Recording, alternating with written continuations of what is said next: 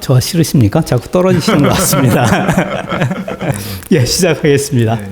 예, 행복한 퇴직의 김창희입니다. 오늘은 장우동 법무사님을 모시고 퇴직 후의 삶에 대해서 알아보도록 하겠습니다.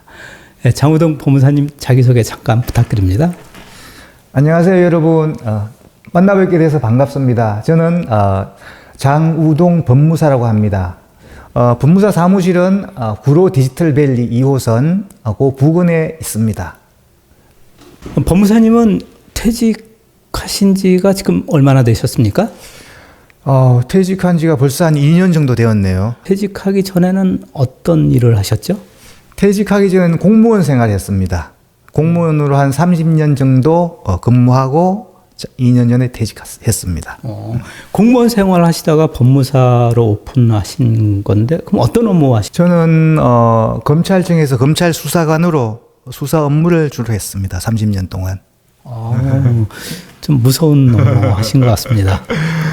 아무래도 좀 그렇죠, 그죠? 검찰청 업무란 게 대부분 이제 어떤 범죄라든지 그런 관련해서 업무니까 아무래도 조금 좀 그렇습니다. 그럼 검찰 업무하고 현재 법무사 업무하고 업무의 경험이라든가 지식이라든가 이런 연관관계가 많습니까?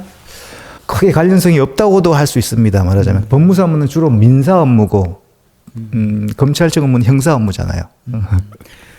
퇴직에 대한 계획을 확실하게 설정을 하시고 퇴직하신 케이스 같은데요. 한번 유튜브에 좀 관심이 있어서 유튜브를 좀 시작했고, 또 아무래도 이제 법무사 자격증이 있으니까 법무사도 좀 하려고 학원도 가서 좀 강의도 수강도 좀 들어보고, 또 뭐 공인중개사 자격증도 준비해서 또 취득하고, 그리고 뭐 이런저런 일을 했습니다. 심지어는 뭐 제빵학원 같은 데 가서 빵도 배워본 적이 있습니다.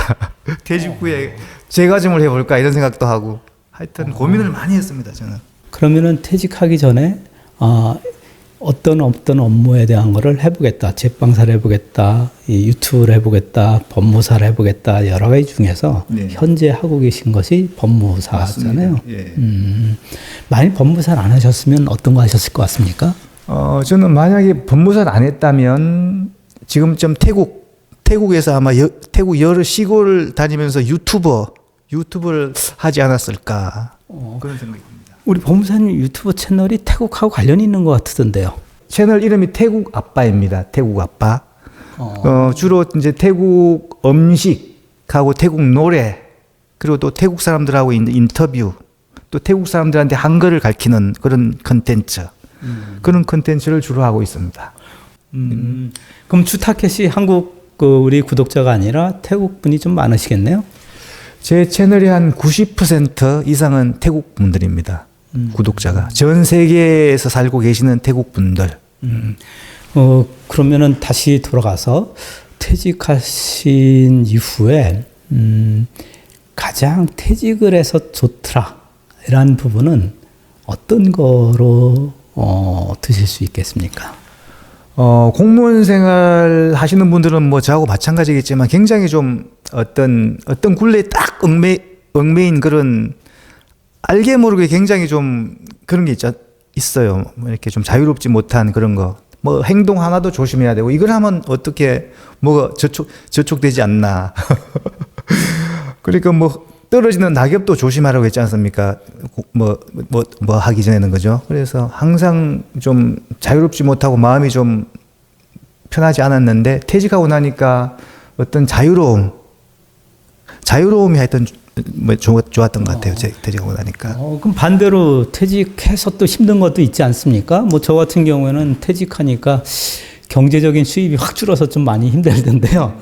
우리 법무사님은 퇴직하니까 좀 힘들다 이런 부분이 어떤 거라고 생각하십니까? 저도 처음에는 이제 경제적인 문제가 딱 부닥치잖아요. 아무래도 이제 월급보다는, 제가 연금을 받지만 월급보다는 작고, 또 연금 가지고는 생활하기가 불가능하다기보다는 태급이 부족하니까, 그래서 이제 돈은 벌어야 되고 근데 뭘 해서 돈을 벌어야 되나 하고 항상 고민하고, 이제 그게 좀 처음에는 좀 힘들었죠. 아무래도 퇴직하고 바로.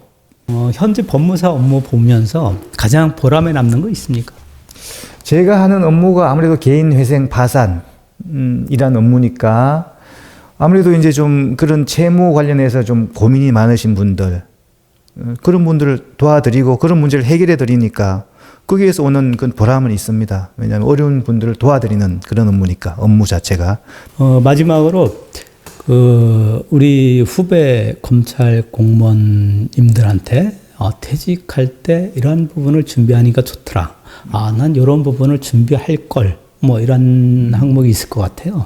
예, 거기에 대한 팁 좀 부탁드립니다. 제가 만약에 이제 퇴직을 앞두고 어떤 공무생활을 하고 있다면 특히 이제 검찰 공무원 분들 후배님들한테는